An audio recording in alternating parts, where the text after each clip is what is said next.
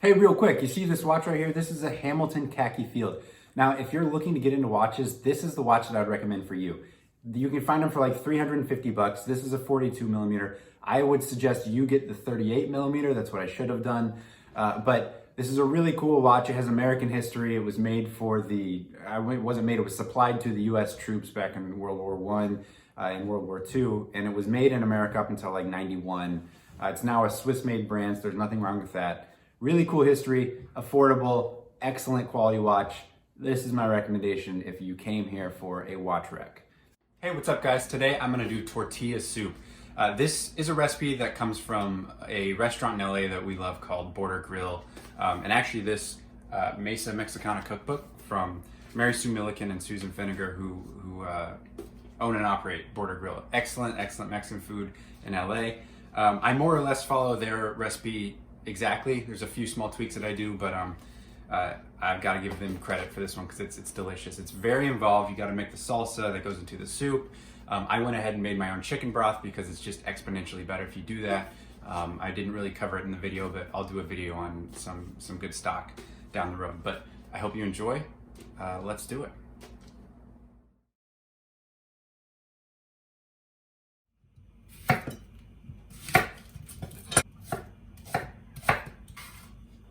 So for the salsa portion, you basically rough chop everything, throw it in a pot, get some color on it, and then blend it all up with the rest of the ingredients.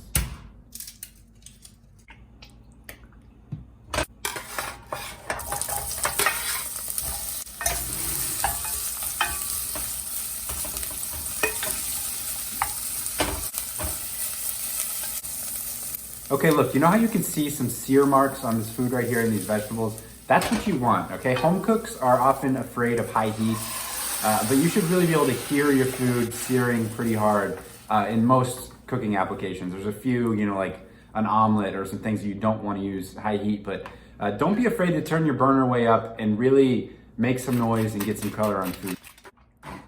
You can do this part in a regular blender as well, or a food processor even. I just use a stick blender because it's much less cleanup. And they're like 30 bucks. Buy one, you cheapskate.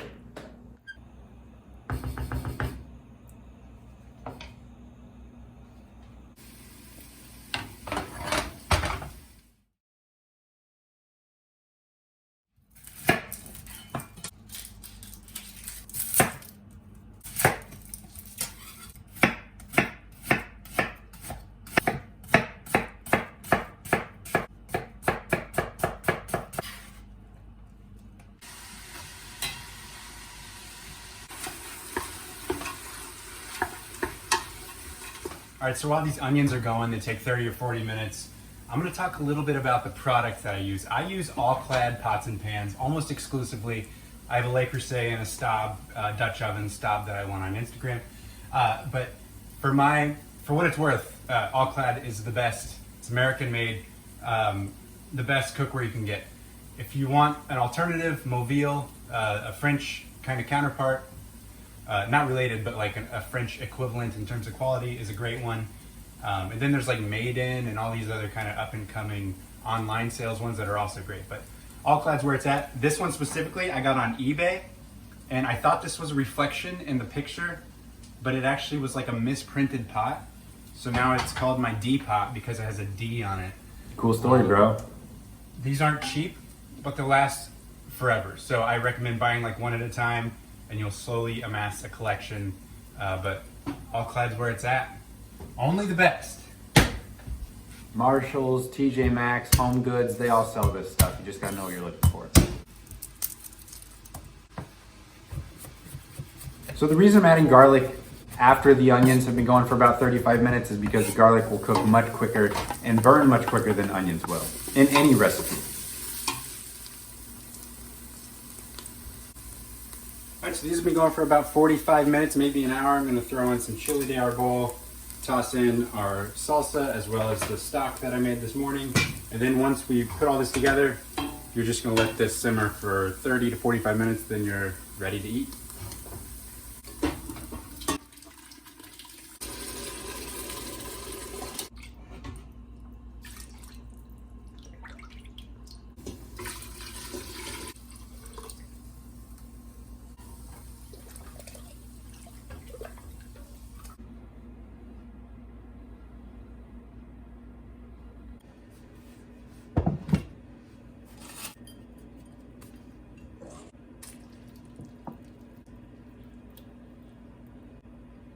Ah, nice. Love when my forearm takes up 70% of the frame.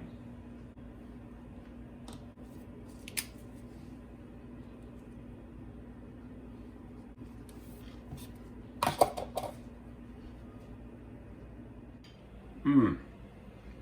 That's so good. I just want to clarify, the recipe actually says to put like a pound of chips into the stock pot of soup.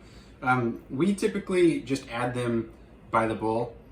I feel like it just kind of lasts longer in the fridge that way. But if you're gonna serve it all at once, by all means throw all the chips in there and serve it up. But this is kind of an involved one. It takes a while to let things kind of come together, but it is well worth the wait. Shout out Border Grill. They know what they're doing.